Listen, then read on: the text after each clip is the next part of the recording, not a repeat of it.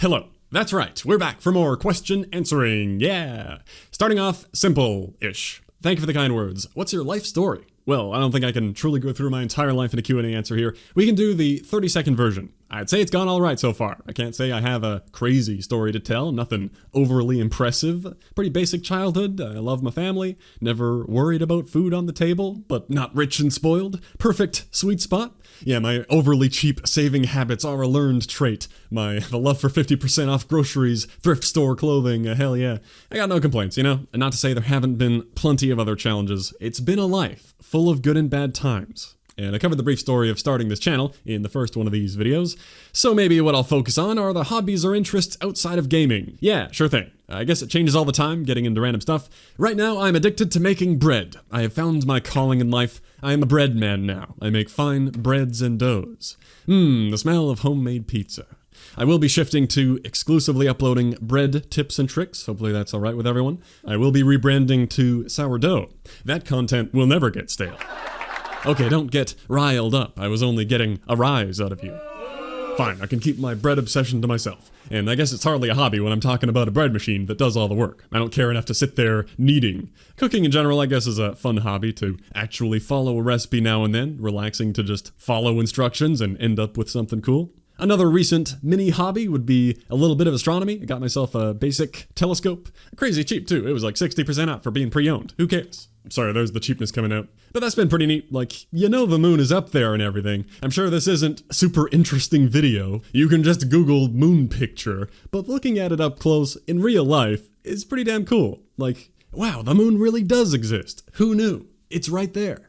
Well, maybe the last thing, because it's summer and I'm less addicted to games than usual right now, it's been nice just spending time outside, like working on some landscaping type stuff. I only rent out here, I ain't got house money, but there's opportunities to help people in the area with some planting things, building a trail. Right now the project is a big ass pile of rocks blasted out of this hill that needs to be thrown down there, which is very therapeutic. Just throwing rocks. Return to monkey.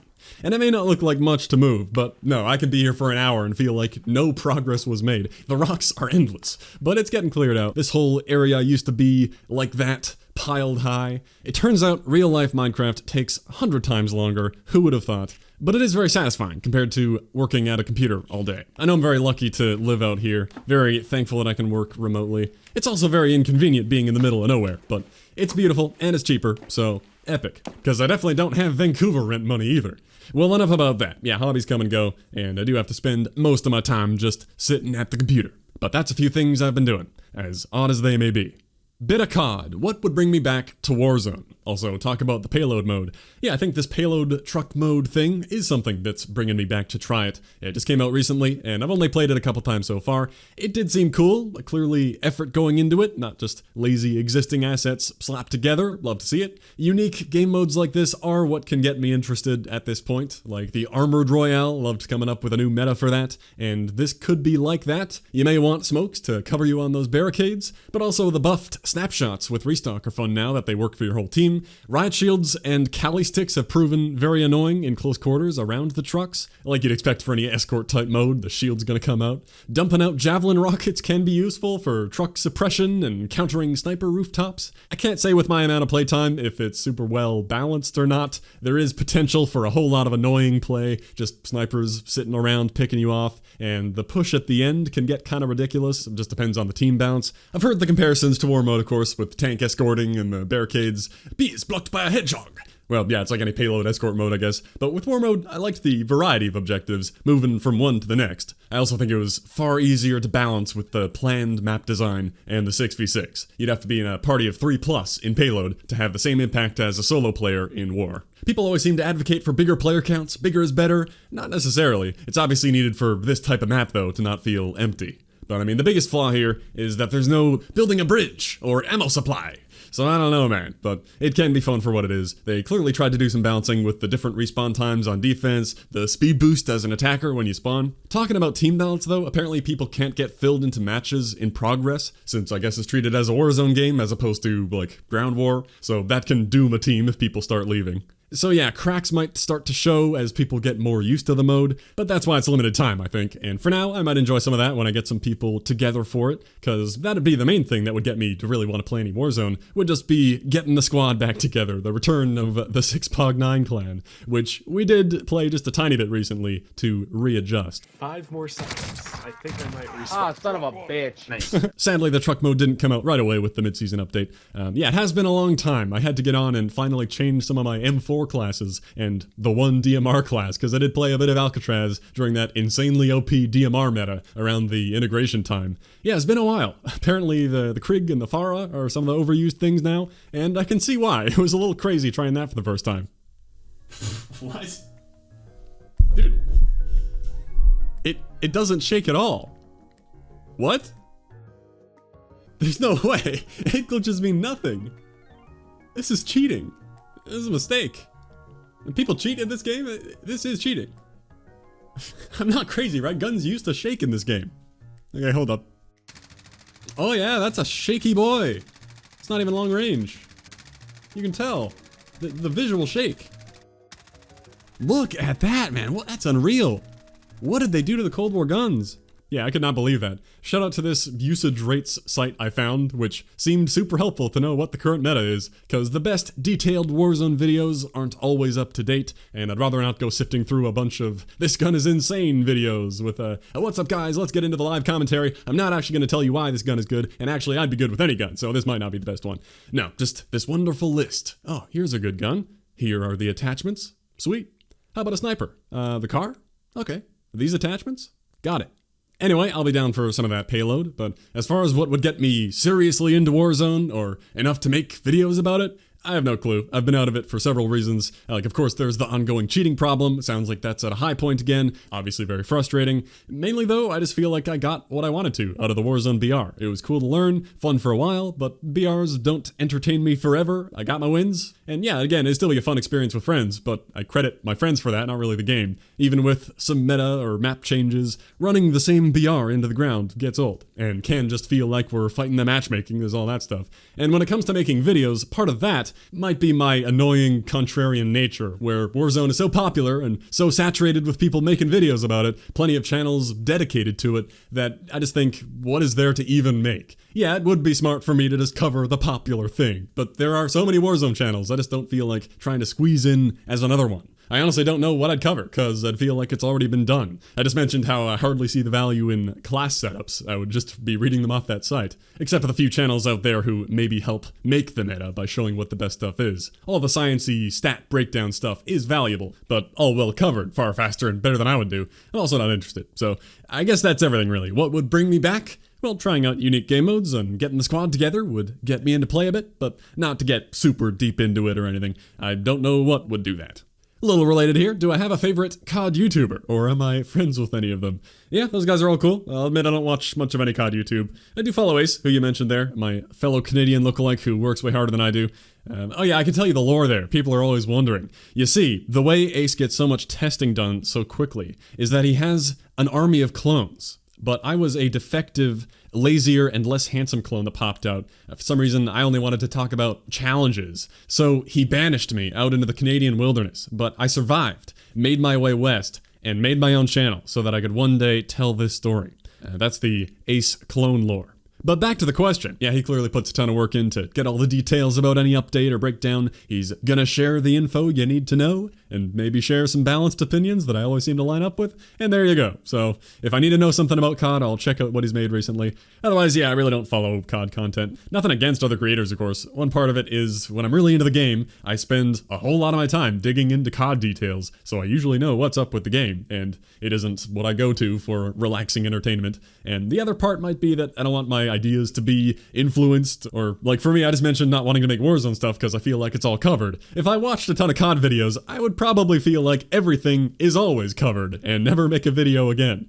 Oh, those 5 people are all covering that update, basically saying what I would say? And oh, there are already 3 decent guides covering that thing? Oh, okay, no real need to make it then. So I think it's better for me to just have my own ideas and feel like I'm providing something unique, even if it's totally not unique. Ignorance is bliss. There was also the "are you friends with any of them" part. Not really really. Hopefully friendly terms, but I'd say that's on me being incredibly antisocial. I've never made any effort to network or make friends. People have been nice to me. I'll try to be nice back if I see it in time, but I also do like keeping to myself. So I could totally come off like an asshole. That's my bad. I don't really follow any of what's going on in the broader community, any drama. I got no clue. And yeah, it might come across super douchey that I don't follow people. I'm sorry, anyone out there, if it feels like I hate you. I don't. I just like being a loner and doing my own thing. Yeah, maybe I should work on that, not push people away so much. Anyway, have you ever thought of doing voiceover work? Yeah, I see that a fair amount, which I know is a very complimentary question, thank you. Have I honestly considered it? Not really, because I don't think I have the range to do voice acting. It's great that some people seem to like hearing me talk, but there's a lot of talent there that I really don't have. No training either. And then I know some people think this is some kind of fake, annoying voice I'm doing. Yeah, no, I'm sorry. I don't know how to talk any other way. It's just me. My only non-video voice would just be more mumbly and monotone. Nobody wants that.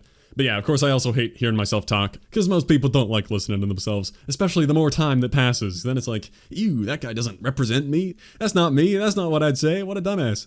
Well, yep, I don't see voiceover work being a thing for me. But have I considered it as far as just would it be fun? Absolutely. It seems like it's got to be one of the best jobs ever. Like if I got to be a voice in some game that I like, I'd do that for free if it didn't take too much time. It'd be awesome to be like, hey, that's me. But of course, most of voice work is not being a popular game character. It would be doing commercials. Yeah, you'd have to pay me for that. But that still seems like an awesome job. If I thought I could pivot into that at some point, I probably would. In the world of voices, though, I really got nothing special. Are you going to be getting a copy of the Diamond Pearl remakes, and how soon can we expect to play through? Yeah, it's come up before that I am a big fan of the Gen 4 games. That was peak childhood years. I would have been 10-ish. I did play the original Red version and some Emerald at a friend's place when I was younger, but was not allowed to own my own gaming devices. Even the DS I was only given on certain occasions. I know, abuse of childhood. But yes, absurd amount of nostalgia for Gen 4. The music, so goddamn good, it's insane. And even though it's the only main series generation I actually owned and played a bunch of, I have watched a lot of Pokemon content over the years, both playthroughs and the competitive scene on YouTube, but I still know an unhealthy amount about the games is all I'm trying to say. And now the remakes, to get to the question, are finally happening. I always thought the remakes are what would make me buy a Switch. Now, I kinda don't know. Man, one chance at the remakes and it's this weird chibi style. I know it doesn't matter and people are pretty split on it. There's some pretty crazy Pokemon complainers. I really don't care that much. And I know it's all about trying to be faithful to the original, but I kinda don't want one-to-one faithful. I know how the game plays out. I want there to be some additions. Not for it to be totally different, but maybe a slightly different timeline, some character redesigns, and for it to be remastered, for it to look new. At least as good as the Let's Go games with the nice lighting. Not still kind of dated. I don't need the same square-based movement. I could just play the original if I wanted the same game. So even having an undying love for the gen, I can't say I'm truly overhyped for the remake. It depends what there is to do. If there's some decent play with friends type of content, some new stuff, like the Raid Den adventure thing in the Sword Shield DLC looked like a fun thing to play together with the rental teams and the shiny hunting. Hopefully at least all the Platinum Battle Factory stuff and features are in there. And then I mean, yeah, that could be fun, and I think I'll probably have to get it just for the remastered music. Although this dude, Zame on YouTube, has done an insane job with his remasters. He's on another level at matching the emotional tone of the original. Anyway, it's a probably we'll be getting that. A Diamond, of course, and you'll be getting Pearl, I trust. And yeah, doing a playthrough could be funny. I've been told several times to stream it. It might feel dumb streaming that for 7 viewers, but yeah, it could be fun. I don't know. It also depends on the timing. Like if it's going to be coming out in CoD launch season when I feel a certain responsibility to be doing my job and covering what the majority of people following this supposed CoD channel want to hear about. And yeah, that might mess with those plans. I guess we'll see. It's a semi-hype. But there was also that open world Sinnoh prequel Legends thing too in that announcement. Gotta be more interested in seeing what comes of that. Not like the trailer was all that impressive. It could have no polish and be completely devoid of content. Or it could be cool. Bit of a mystery. Alright, sort of related. With all the trading card hype, am I into any card games like Yu-Gi-Oh!, Magic, or Pokemon? I hope you have a nice day as well. I've never been into playing any trading card game, but I certainly do have quite a few old Pokemon cards in a bin somewhere I will have to go get. You're right that there has been a crazy amount of trading card hype lately. All the expensive YouTuber unboxings, the shortages, quite a few people catching the card collecting addiction. Honestly, I think it could be fun to dig out a ton of old Pokemon stuff and make a dedicated video looking through it all. Even like my old saves in Diamond and Platinum, I still have them if I can get the half-broken DS to work. Yeah, I might do that sometime. It'll be like the RuneScape one, where it's a fun nostalgia nostalgia video for the niche audience that cares about it. Although I guess more people might actually care about Pokemon cards these days. Well, I do love trying to tie related topics together. What is the most fun to make video I've ever uploaded? Well, if I'm going back to the beginning, it's hard to say. But in recent memory, it's got to be the RuneScape one. Super fun to run through a part of my history in a storytelling fashion. Before that, I guess it could be the Modern Warfare 2 Spec Ops. Such a random video, came out of nowhere, just thought it'd be a fun challenge. YouTube decided it needed to be huge because everyone's nostalgic about Modern Warfare 2, I guess. Doing something like that again could be fun, but man, what could it be? I just don't know.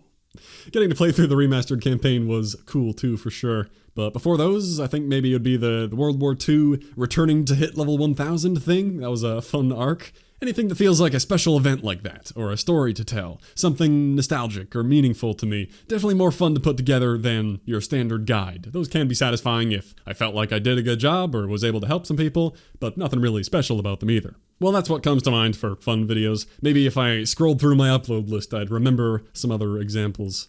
Oh wait, Modern Warfare shipment gameplay, but when I spawn behind someone, the video ends. How could I forget that? The best video. Alright, what are your honest thoughts on furries? Judging by your Discord, I'm sure you're aware of their existence. I mean, yeah, Discord is all furries. And how could I spend this much time on the internet and not know about furries? I mean, I don't know. I don't really care.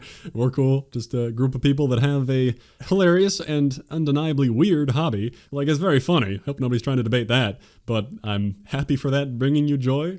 Anything so long as it's harmless, no problem. Doesn't matter if I find something weird or gross. Whatever. But the furry thing doesn't seem nearly as gross as a lot of what's out there. Usually. I mean, there's a very large scale of degeneracy. And I know it's not just a fetish, but like a community as well. Some people just like the escapism of being an animal person.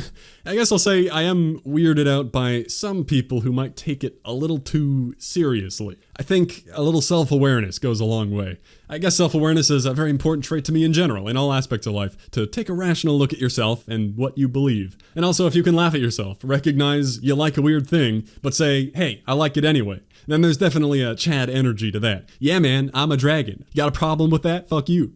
For the people who maybe don't fall into that camp, yeah, there is plenty of quality furry cringe out there. But really, we should be thanking those people for such entertaining content. I don't get the visceral hatred angle. Like, I'm sure it's mostly a meme, but if I see the, I hate furries, they should all die. Like, alright dude, what's your problem? Why are you taking this so seriously? It's just some animal people. They seem to be having a grand old time. Our world is fucked. If dressing up in goofy looking suits makes you happy, then hell yeah, more power to you.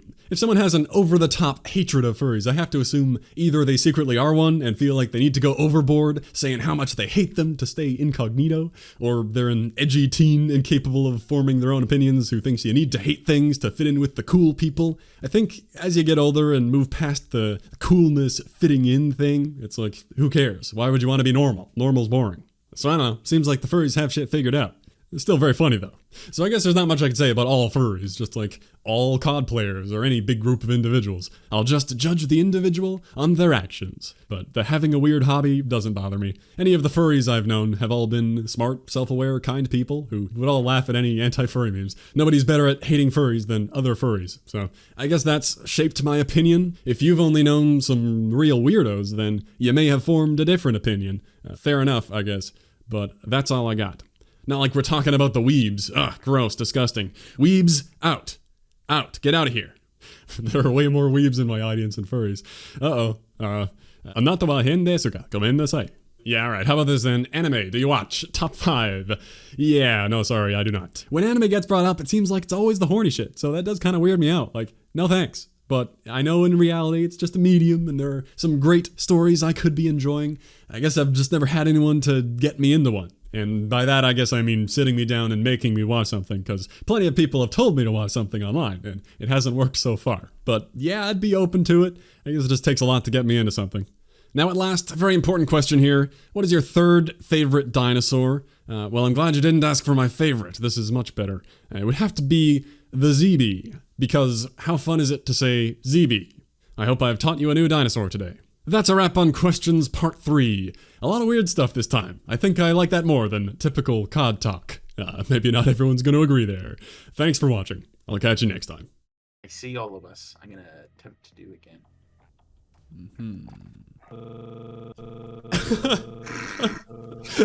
He just sort of ascends Undertale for you. What the hell?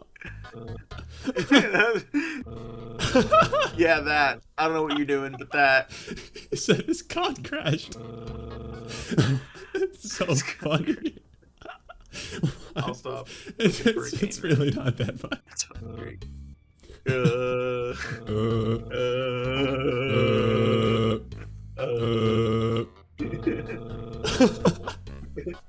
Where? I don't know if you heard us say. Oh, I heard. I listened to myself in Discord. You don't know how I got a bug that turned me into Sans Undertale. Well, it was RuneScape crashed, then COD crashed, and then my sound started coming out of my monitor, and I turned into Sans.